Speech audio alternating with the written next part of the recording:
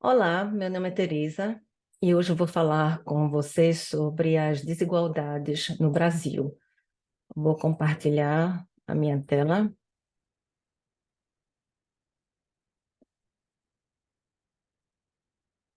Brasil.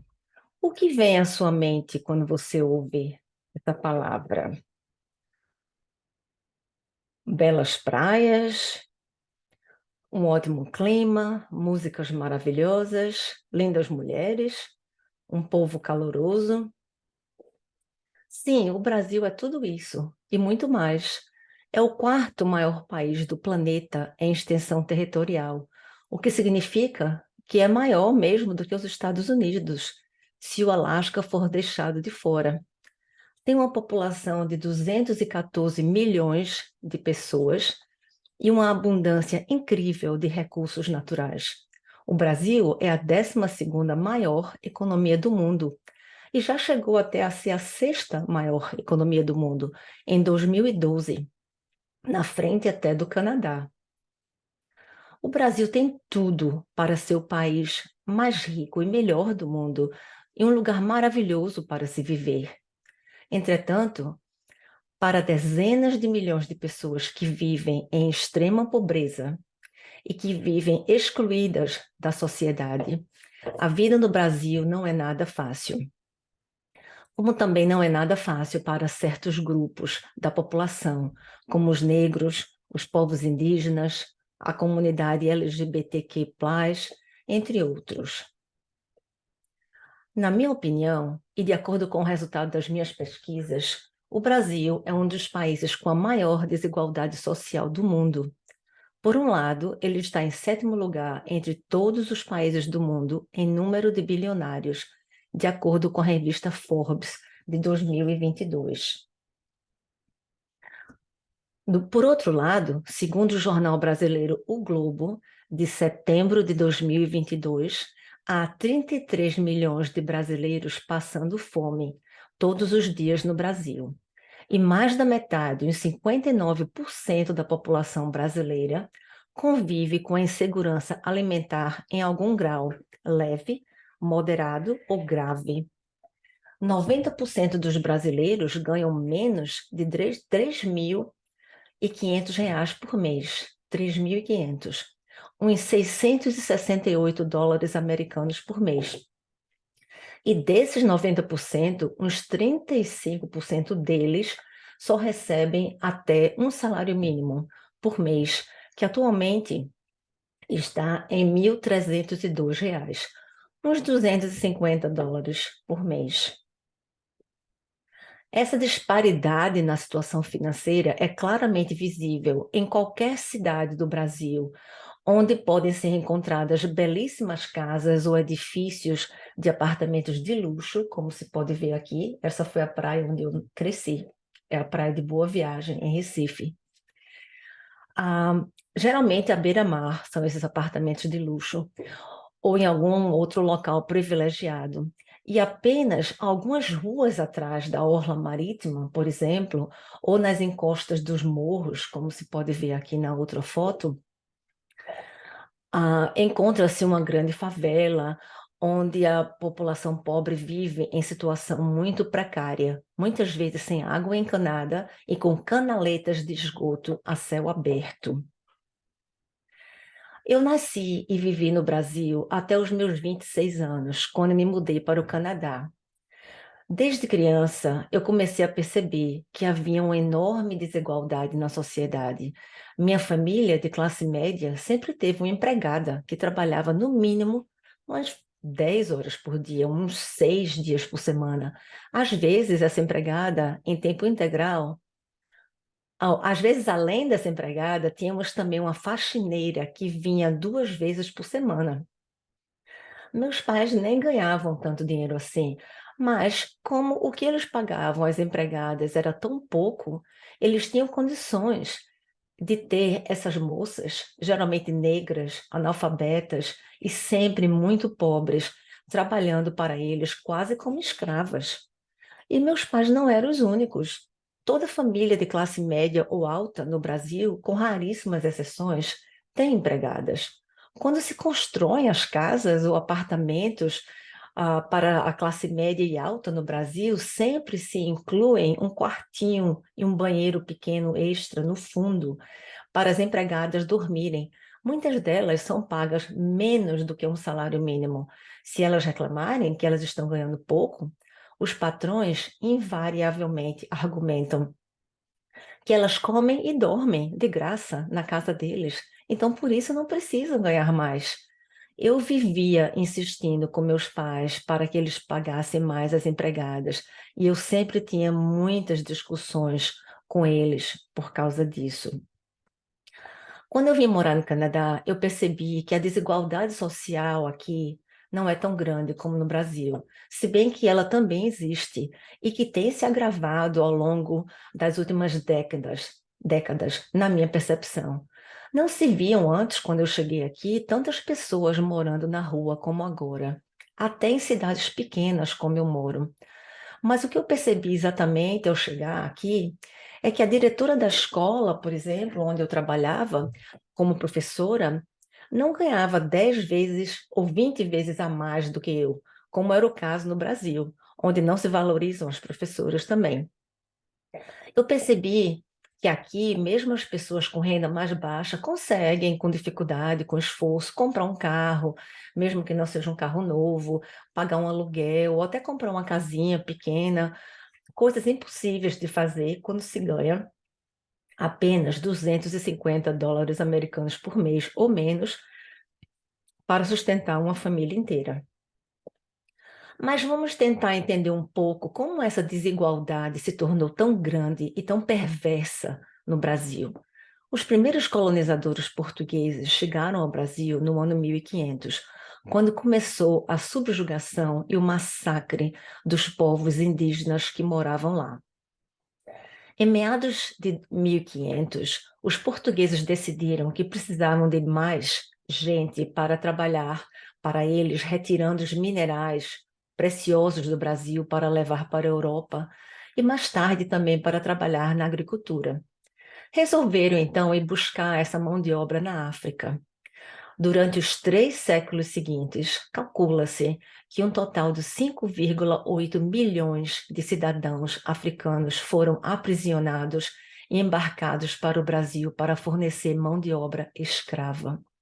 Esse número, que é quase o equivalente ao número de judeus que padeceram durante o Holocausto, concede aos portugueses e brasileiros, de longe, o título vergonhoso de maiores traficantes de escravos do mundo. Esse número, 5,8 milhões, representa quase a metade do total de 12 milhões e meio de escravos embarcados para todas as Américas. Em segundo lugar, após o Brasil, vêm os britânicos, com 3,2 milhões de escravos traficados, e em seguida vêm os franceses, com 1,4 milhões. A escravidão foi finalmente abolida no Brasil no final do século XIX, mas nunca houve realmente um programa de apoio para ajudar os ex-escravos a se integrarem na sociedade. Mesmo passados 135 anos desde a abolição da escravatura, as consequências dessa prática cruel e desumana ainda são perceptíveis por todo o país. São, em geral, as pessoas de pele mais escura, as mais afetadas pela pobreza, pela violência e pela discriminação, um reflexo direto de um país que normalizou o preconceito contra esse grupo e o deixou à margem da sociedade. Vemos aqui nos slides do lado esquerdo que a insegurança alimentar entre os brancos é de 46,8%, enquanto que entre os negros a segurança alimentar é de 65%. Do lado direito, na foto direita, vemos o panorama da fome no Brasil em 2022. Apenas 4 a cada 10 famílias conseguem manter acesso pleno à alimentação, ou seja, estão em condição de segurança alimentar. Nos outros 6 lares, eles se dividem numa escala que vai dos que convivem com a possibilidade de ter ou não alimentos no futuro, até aquelas pessoas que já passam fome. Observem que quanto mais escura a pele das pessoas, mais a possibilidade delas não terem certeza de que vão poder ter as 3 refeições por dia. Estima-se que os 55% da população brasileira seja constituída de pessoas de peles mais escuras, mas há muitos pobres também entre os brancos. Na semana passada, a polícia do estado de Rio Grande do Sul, o estado mais ao sul no Brasil, descobriu e libertou 210 pessoas de etnias variadas que trabalhavam em condições semelhantes à escravidão, em três grandes vinícolas da região. Estas pessoas que foram levadas para lá de outros estados com promessas falsas de um bom emprego, que teria ótimas condições de vida, elas estavam sendo espancadas e tratadas de maneira brutal e desumana, além de receber ameaças de morte se tentassem fugir. Aqui do lado direito vemos uma foto do alojamento onde elas dormiam, horrível, super sujo, muito desumano. Infelizmente, casos como esse vão continuar a acontecer, pois as classes dominantes no Brasil querem continuar a ter escravos trabalhando para eles, tanto em suas casas, como em suas empresas, em suas fábricas, para que eles possam continuar a obter os lucros maiores possíveis. Ser rico no Brasil deve ser muito bom para aqueles que não têm coração e nenhuma compaixão pelos que sofrem. Além de dispor dessa mão de obra muito barata, da qual eles usam e abusam, e de pagar quase nada ou absolutamente nada de imposto de renda, aqueles que têm dinheiro extra para investir ganham um retorno extraordinário nos seus investimentos, já que o Brasil tem uma taxa de juros altíssima, como vemos aqui, de 13,75%. Essa é a maior taxa de juros do mundo em termos reais, ou seja, descontando a inflação, menos a inflação, que agora no Brasil está em torno de 5,8%, que é bem próxima à inflação do Canadá de 5,9%. Por que será, então, que no Canadá a taxa de juros está só em torno de 6%, menos da metade do que no Brasil? É porque os ricos no Brasil são muito poderosos e conseguem influenciar as decisões do Banco Central do Brasil. Ainda bem que Lula está lutando arduamente para mudar esta situação. Lula, para aqueles que não tiveram o prazer ainda de conhecer este grande ser humano, chama-se, na verdade, Luiz Inácio da Silva. Ele foi eleito em outubro do ano passado o presidente do Brasil pela 3ª vez e tomou posse agora no dia 1º de janeiro, derrotando o fascista, genocida, neonazista Jair Bolsonaro, que só conseguiu se eleger como presidente em 2018 por causa de muita fake news e muito discurso de ódio. E por outras razões que não dá tempo de discuti-las agora. Bolsonaro fez um governo desastroso e é responsável por muitas mortes e sofrimento. Espero que ele seja julgado e condenado pelo Tribunal de Haia por crimes contra a humanidade. Mas voltando ao meu querido Lula.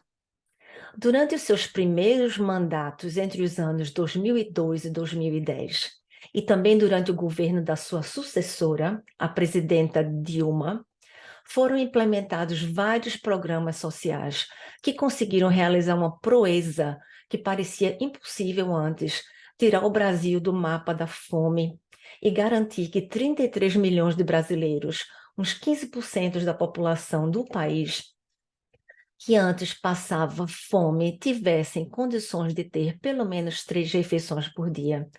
Com seus programas de inclusão, Lula e Dilma conseguiram uma grande redução na desigualdade social. Infelizmente, a maioria desses programas foi destruída durante os 4 anos do governo Bolsonaro, e o país desabou novamente num abismo de desigualdades e injustiças. Nos últimos 2 meses, porém, desde que o Lula tomou posse pela terceira vez, ele tem trabalhado arduamente para reparar os estragos causados no país. Eu imagino que muitas pessoas devem se sentir impotentes sem saber como ajudar para que haja mais igualdade, mais inclusão e mais respeito à diversidade, tanto nos seus países como no mundo inteiro. Eu gostaria de sugerir 3 coisas. A primeira delas é votar. Nunca deixe de votar, nem nas eleições locais, nem nas eleições nacionais. E vote naqueles representantes que têm como bem-estar coletivo e o respeito pelo ser humano e pelo meio ambiente como seu objetivo. Geralmente são os governos de esquerda, não da direita, que pensam assim. Aqui nessa foto sou eu votando pelo Lula, agora em outubro de 2022. Eu não posso votar nas eleições municipais no Brasil, mas eu posso votar nas eleições nacionais para presidente. Então, de 4 em 4 anos, eu vou a Toronto, é o local mais perto de onde eu moro, para votar. São 2 horas de viagem para lá, 2 horas para cá, mas eu faço questão de ir para votar, porque cada voto conta. A próxima coisa que você pode fazer para ajudar, a segunda sugestão é estar atento e combater o discurso de ódio e as fake news nas redes sociais. Por último, uma sugestão às intérpretes desse grupo: façam trabalhos de interpretação voluntária para grupos que trabalham pela justiça social. Assim, vocês estarão dando voz àquelas pessoas cujas vozes foram silenciadas. Muito obrigada por ouvir o meu discurso.